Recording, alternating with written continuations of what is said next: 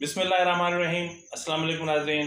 फरवाज NB news के platform से मैं आपका मेज़बान नवाज़ भुट्टो आपकी खिदमत में हाजिर। नाज़रीन, गेम इंतहाई दिलचस्प मरहले में दाखिल हो चुकी है।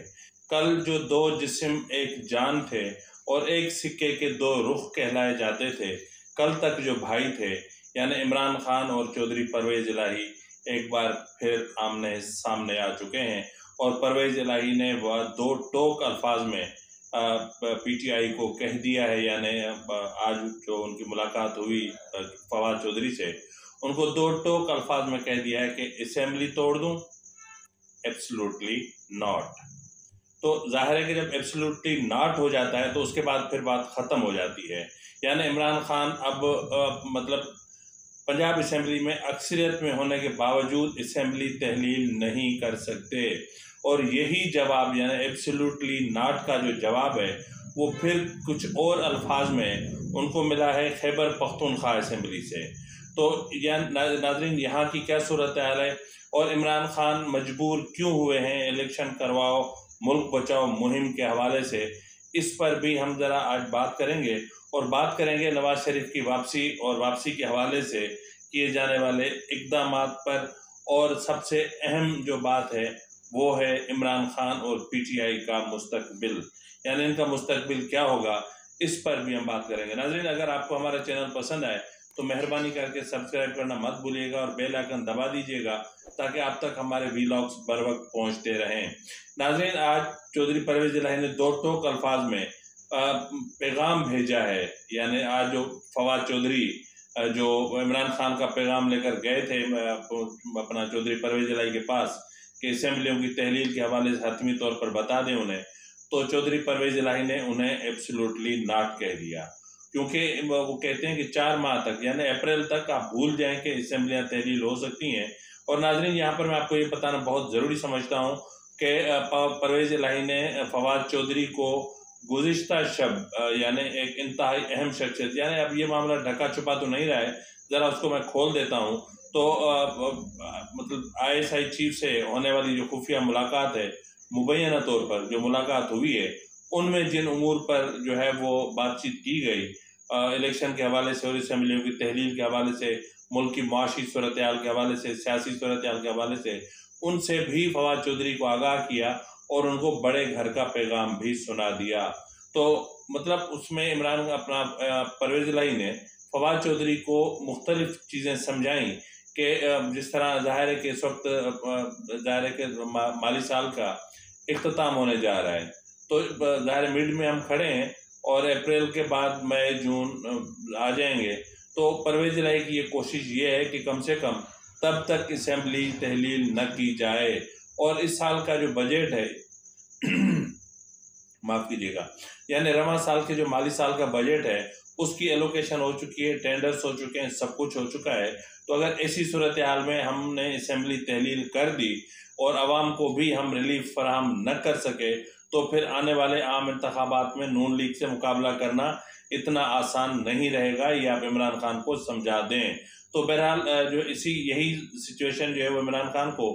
खैबर पख्तूनख्वा में भी इसी सिचुएशन का सामना करना पड़ रहा है, जहां उन्होंने महमूद खान ने और असद कैसर और परवेज़ खटक ने समझाया है कि खान साहब, अगर असेंबलियां हमारे हाथ से गई तो समझें कि सियासत भी हमारे हाथ से गई। क्योंकि इस वक्त जो प्रेशर बढ़ता जा रहा है, जिस तरह आप देख रहे हैं कि साइफर के हवाले से जो FIA जिस तरह मुतहरिक है, फॉरेन फंडिंग केस और जो ममनुआ अपना जो खुफिया अकाउंट्स और खुफिया अकाउंट्स की ट्रांजेक्शन्स और इन उमूर के मामला जिस तरह चल रहे हैं और जिस तरह इलेक्शन कमीशन सरगर्म है और जिस तरह दीगर करप्शन के जो मामला हैं उन पर जिस तरह हुकूमत मुतहरिक हो चुकी है यानी जनरल कमर जावेद बाजवा के जाने के बाद, तो ऐसी सूरत हाल में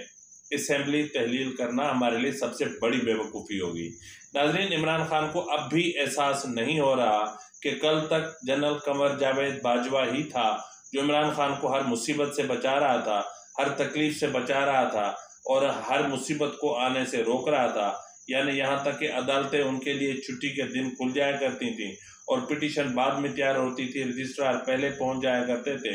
तो ऐसी सूरत हाल में आज वही इमरान खान नमक हरामी की इंतहा पे पहुँचा हुआ है और उसी जनरल बाजवा के खिलाफ जिस तरह की मुहिम चलाई जा रही है, ये इंतहाई काबिल अफसोस है। नाजरीन, इसके अलावा हम बात करेंगे कि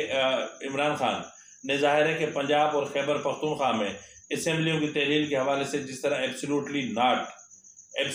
नॉट का जिस तरह इनको पैगाम मौसूल हुआ है, उसकी बुनियाद पर चौधरी परवेज अपना इमरान खान ने अब एक मुहिम चलाने का फैसला किया है। अब आपको पता होगा कि हकीकी आज़ादी मार्च, जो लूला लंगड़ा मार्च था, जो लाहौर से शुरू होकर पिंडी तक पहुंचने में उस बेचारे को बैसाखियों की ज़रूरत पड़ी, सहारों की ज़रूरत पड़ी, जाली हमलों की ज़रूरत पड़ी, पता नहीं क्या क्या जो है वो करना पड़ा। तो उस लूले लंगड़े हकीकी आज़ादी मार्च के बाद अब जाहिर है कि जब इमरान खान ने देख लिया है कि हुकूमत उनसे मुज़ाकरात भी नहीं कर रही, इंतखाबात की तारीख भी नहीं दे रही, इस्टेब्लिशमेंट का सहारा भी नहीं रहा और तमाम सहारे ख़त्म हो चुके हैं, तो उसके बाद उन्होंने अब जिस तरह नवाज शरीफ ने वोट को इज्जत दो की मुहिम चलाने का फैसला किया था और मुहिम चलाई भी,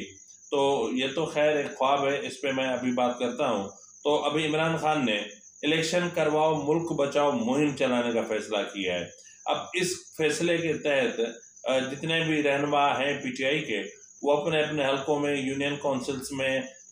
यानी योमिया 10 रैलियां निकालने का पता नहीं इस तरह का कोई फैसला हुआ है। अब वो 10 रैलियां क्या होंगी, कैसे होंगी और उससे हुकूमत किस तरह दबाव में आएगी और इनको तारीख मिलेगी इंतखाबात की, ये इंतहाई हैरानकुन है। नाज़रीन, जिस तरह परवेज इलाही ने इमरान खान को दो टोक अल्फाज में कहा है कि 4 माह तो इंतखाबात के अपना असेंबली तहलील करने के हवाले से भूल जाए, तो नाज़रीन अगर इसको देखते हैं, जिस तरह मैंने पहले भी कहा कि अप्रैल तक आ जाता है, तो फिर आगे मई जून यानी आगे नया बजट आ रहा है, तो परवेज इलाही की कोशिश है कि बजट जो है वो हम पेश करें। तो जैसे ही परवेज इलाही यानी पंजाब हुकूमत नया बजट पेश करती है, तो उसकी मंजूरी के फ़ौरन बाद अगस्त में जाहिर है कि असेंबलियाँ अपनी आइनी मुद्दत पूरी करेंगी। अब देखना यह है कि उसमें 1 साल का इजाफा होता है या नहीं होता है, या ऐसा कोई ऑप्शन निकाला जाता है, ताहम उसके बाद फिर इलेक्शन आ ही जाते हैं। तो इमरान खान इस हवाले से भी जो है वो उसको बहुत मायूसी उठानी पड़ी। नाज़रीन, जिस तरह मैंने बात की कि वोट को इज्जत दो, तो वोट को इस मुल्क में इज्जत कभी नहीं मिल सकती और ना कभी मिली है। इस मुल्क के अवाम की ये तकदीर में यूँ समझ लें कि लिखा जा चुका है कि आप सिर्फ वोट कास्ट कर सकते हैं, रिजल्ट निकालना आपके बस की बात नहीं है। रिजल्ट कहीं और बनते हैं और रिजल्ट वोट डलने से पहले ही बन चुके होते हैं, तो उसकी बुनियाद पर जो है वो मामला तय पाए जाते हैं। तो फिर वोट को इज्जत दो कहाँ से आएगी? तो बहरहाल इस वक्त इमरान खान जिस तरह मैंने कहा कि हर तरफ से घिर चुके हैं, फंस चुके हैं। अब इमरान खान के लिए सबसे बड़ा मसला जो आ रहा है वो आ रहा है कि जाहिर है आपको पता होगा कि तोशाखाना केस में इमरान खान मियांवाली की नशिस्त से नाअहल हो चुके हैं। तो उस नाअहली की बुनियाद पर जो है वो अपना इलेक्शन कमीशन ने इमरान खान की जो पार्टी की जो चेयरमैनशिप है या उसकी जो क़यादत है, उससे मुतालिक उसको ख़त्म करने के लिए भी कार्रवाई शुरू कर दी है और 13 दिसंबर के हवाले से नोटिस जारी कर दिए गए हैं। तो नाज़रीन, अगर इलेक्शन कमीशन, क्योंकि आपको पता है कि इमरान खान मियांवाली की नशिस्त से नाअहल हो चुके हैं और उसके पास 8 नशिस्तें और हैं जिनके गोशवारे इमरान खान ने जमा नहीं करवाए, जिसकी वजह से इमरान खान को जाहिर है कि वहाँ से नोटिफाई नहीं किया गया, यानी वो 8 नशिस्तें भी इमरान खान के हाथ में नहीं है और पहले भी जाली और गलत गोशवारों के मामले पर अब इमरान खान को फॉरेन फंडिंग केस का सामना है। तो नाज़रीन, यहाँ पर मैं एक चीज़ और भी जो है वो आपको कहता चलूँ कि अगर इमरान खान कल नाअहल हो जाते हैं, यानी अगर नाअहल तो हो चुके हैं, अगर पार्टी क़यादत से हटा दिया जाता है उन्हें, तो फिर पार्टी का नया सरबराह कौन होगा, ये अपने आप में एक बहुत बड़ा सवाल है। जिस तरह आपको याद होगा कि जब नवाज शरीफ को ताहयात नाअहल किया गया था, तो शहबाज शरीफ को नून लीग की सदारत मिली और मरियम नवाज नायब सदर बन गई और नवाज शरीफ साहब जो है वो नाअहल होकर बैठ गए। ताहम इस वक्त हम थोड़ा सा रुख को चेंज करते हैं, तो इस वक्त नवाज शरीफ की नाअहली के हवाले से बड़े पैमाने पर जो है वो एक कानूनी माहिरीन की लीगल एक्सपर्ट्स जो हैं, कॉन्स्टिट्यूशनल लीगल एक्सपर्ट्स जो हैं, उनकी एक टीम बना दी गई है जो मुख्तलिफ उमूर का जायज़ा ले रही है। वो जायज़ा ले रही है फैसल वावडा का, जो सुप्रीम कोर्ट ने जो फैसला जारी किया है, उस फैसले का भी जो है वो जायज़ा लिया जा रहा है और इसके अलावा जो है वो जो बाकी केसेस हैं उनका भी जायज़ा लिया जा रहा है। उसकी बुनियाद पर जो है वो पहली फर्स्ट स्टेप में राहदारी ज़मानत हासिल की जाएगी अपना इस्लामाबाद हाई कोर्ट से, जिसकी बुनियाद पर नवाज शरीफ मुमकिन है कि रवां माह यानी दिसंबर में शायद पहुंच जाएं। और इस हवाले से हुकूमत ने तैयारियां शुरू कर दी हैं और उनका आलीशान इस्तकबाल करने की भी तैयारियां की जा रही हैं। और उस हवाले से नवाज शरीफ आमद पैकेज भी तैयार किया जा रहा है वजारत ख़जाना में, ताकि जैसे नवाज शरीफ आएंगे और उसके बाद जो वो अपना प्रेस कॉन्फ्रेंस से खिताब करेंगे, तो उस प्रेस कॉन्फ्रेंस से खिताब के बाद कोई आवाम के लिए रिलीफ पैकेज दिया जाएगा। यही वजह है कि पेट्रोल की कीमतों में ना इजाफा हो रहा है ना कमी हो रही है, ताकि जब नवाज शरीफ आएंगे तो इस हवाले से देख लेंगे। और यकीनन ऊपर रमज़ान शरीफ भी आ रहा है तो उसका भी रमज़ान पैकेज भी अनाउंस किया जाएगा और इस तरह मुख्तलिफ पैकेज अनाउंस किए जाएंगे ताकि आवाम को नवाज शरीफ के आने से रिलीफ मिले। और ये एक टेक्निक है, यानी आने वाले आम इंतखाबात से पहले कुछ ऐसा कर दिया जाए ताकि आवाम के दिलों में जो एक बैठ गया है मामला कि ये हुकूमत आवाम को रिलीफ फराहम नहीं कर सकी, तो उसका तासुर थोड़ा सा ज़ायल किया जा सके। नाज़रीन देखें, इसमें कोई शक की गुंजाइश नहीं है कि मौजूदा हुकूमत भी आवाम को रिलीफ नहीं फराहम कर सकी है और आवाम जो है वो अपना महंगाई की चक्की में पिस रहे हैं और उनकी हालत ऐसी है कि इस वक्त वो चीखना भी चाहें तो उनकी हलक खुश्क हो चुकी है, अब वो चीख भी नहीं सकते। ताहम इस वक्त जो सबसे बड़ा जो चैलेंज हमारे सामने है वो है कि जिस तरह वज़ीर ख़जाना इसहाक़ डार ने IMF से जिस लहजे में बात की है, अगर IMF प्रोग्राम से बाहर हो जाते हैं तो उसके बाद असल इम्तिहान जो शुरू होगा वो उस वक्त शुरू होगा और ये इम्तिहान बड़ा ख़तरनाक होगा, क्योंकि अगर आवाम को रिलीफ न दिया गया और कहीं से हमारे लिए इमदाद न पहुंची और हमारी मईशत जो है मुस्तहकम ना हो सकी और महंगाई में कम होने की बजाय इजाफा हुआ, तो फिर ये ऐन मुमकिन है कि अवाम सड़कों पर आ जाएं या फिर अल्लाह न करे, इस वक्त तो मुल्क के डिफ़ॉल्ट होने का कोई ख़तरा नहीं है, ताहम आगे चल के ऐसी सिचुएशन पैदा हो सकती है। तो नाज़रीन, अब जाहिर है कि हालात दिन ब दिन बिगड़ रहे हैं, सिचुएशन दिन ब दिन ख़राब हो रही है और इमरान खान को जब हर तरफ से नाकामियों का सामना है और हर लिहाज से वो अपनी गलतियां हर चीज़ में अपनी गलती निकाल कर और ख़ुद ही तस्लीम कर रहे हैं और हर मामले में इमरान खान खुद को डिमोरलाइज कर रहे हैं, तो इमरान खान जो जिस तरह की सियासत कर रहे हैं, इस तरह की सियासत का आगे चल के इमरान खान को बहुत नुकसान पहुंचने वाला है। तो नाज़रीन, इसके अलावा मैं चाहूँगा कि थोड़ा सा आपको बता दूं कि फिफ्थ जनरेशन वार प्रोजेक्ट जो था ये भी जो है वो वाइंड अप हो चुका और इसके हवाले से जो अपना DG ISPR ने उन्होंने ISPR की जो अपना तश्कील नो का काम शुरू कर दिया है और अपना ISPR को जारी होने वाले फंड्स की भी छानबीन की जा रही है कि आखिर किस तरह जो है वो नगमे बनाए जाते रहे, फिल्में बनाई जाती रहीं, ड्रामे बनाए जाते रहे और किस तरह से बेदर्दी से किस तरह पैसा लुटाया गया, इसकी भी तहकीकात होगी। अब देखना ये है कि जो हमारी पाक फ़ौज है वो किस हद तक खुद को गैर सियासी कर पाती है। नाज़रीन, मैं माजरत के साथ मतलब ठीक है, पाक फ़ौज ने कह दिया है, साबिक आर्मी चीफ ने भी कह दिया, DG ISI ने भी कह दिया, लेकिन उसके बाद जो जनरल बाजवा के जो मतलब राब्ते जिस तरह सामने आए हैं वो भी ठीक है, अपनी जगह पर होंगे, लेकिन गुज़िश्ता रोज़ यानी हफ्ते की शब जिस तरह परवेज़ इलाही से मुलाकात हुई और उस मुलाकात की रोशनी में जो अमूर तय पाए गए, ये सियासी मुदाखलत नहीं है तो क्या है? मतलब हुकूमतें गिराना बनाना आज भी तो इन्हीं के ही हाथ में रह गया ना, तो फिर सियासत में मुदाखलत न करना या करना किसको कहते हैं? भाई, अगर आपने सियासतदानों को खुला मैदान दे देना है और ज़ाहिर है बच्चे हैं, एक जमहूरियत अभी ज़ाहिर है कि एक मरहले में दाखिल हो रही है, इसमें गिरेंगे भी, संभलेंगे भी और बिलाखिर संभल जाएंगे, तो उसमें आप बैसाखी बनने की कोशिश क्यों करते हैं? आपको अब बैसाखी बनने की ज़रूरत नहीं है। अब जिस तरह आपने पंजाब हुकूमत के हवाले से आप बैसाखी बन गए परवेज़ इलाही की और उसमें लामाला जो नुकसान उठाना पड़ रहा है वो जाहिर है कि इमरान खान को उठाना पड़ेगा। अब इमरान खान की हुकूमत होते हुए इमरान खान ने जिसको वज़ीर आला नामजद किया और फिर तैनात भी किया, यानी अब जाहिर है कि जुडिशल चीफ मिनिस्टर से ही पर पीटीआई के अकाउंट में आया, लेकिन इसके बावजूद नतीजा क्या निकला?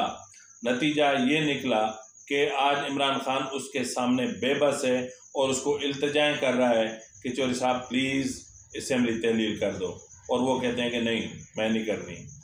तो बात यहाँ तक पहुँच गई है। तो बहरहाल जो है वो अल्लाह खैर करे। हमारी दुआएं हैं कि हमारा मुल्क सलामत रहे, मुल्क की मईशत बेहतर हो, गुर्बत का ख़ात्मा हो और हुकूमत ऐसे इक़दाम करे जिससे आवाम को ज़्यादा से ज़्यादा रिलीफ मिल सके। और मैं ये भी जो है वो बताना ज़रूरी समझूंगा कि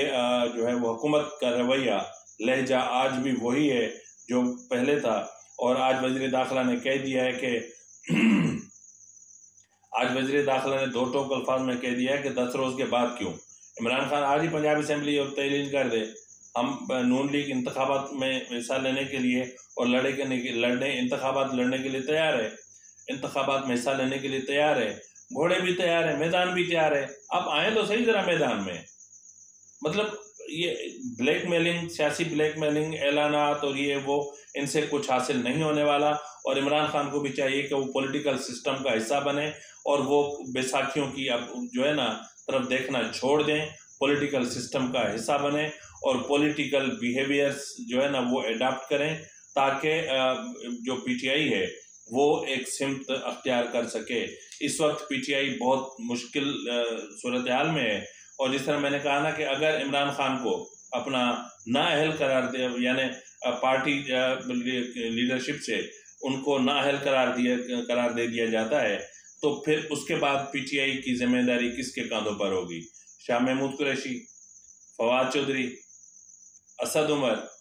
क्योंकि ये जंग अंदरूनी तौर पर यहीं चल रही है। तो बहरहाल अब देखना ये है कि जो है वो किसकी लॉटरी निकलती है और इमरान खान जो है वो पार्टी क़यादत संभालने के हवाले से नाअहल होते भी हैं या नहीं होते, या फिर उनको अदालत से कहीं से रिलीफ मिल जाता है। हमारी तो कोशिश ये है कि पॉलिटिशियंस जो हैं वो पॉलिटिकल सिस्टम के अंदर ही रहें और इस तरह की चीज़ें ना हों। और मतलब हम हुकूमत से भी यही दरख्वास्त करेंगे कि सियासी तनाव बढ़ाने की बजाय इस टेम्परेचर को नीचे लाने की कोशिश की जाए, सियासी तनाव कम किया जाए ताकि मईशत की बेहतरी की तरफ देखा जा सके। तो नाज़रीन, हमारी यही इल्तिजा है। इसी के साथ ही अपने मेज़बान नवाज़ भुट्टो को इजाज़त दीजिए। अल्लाह हाफ़िज़।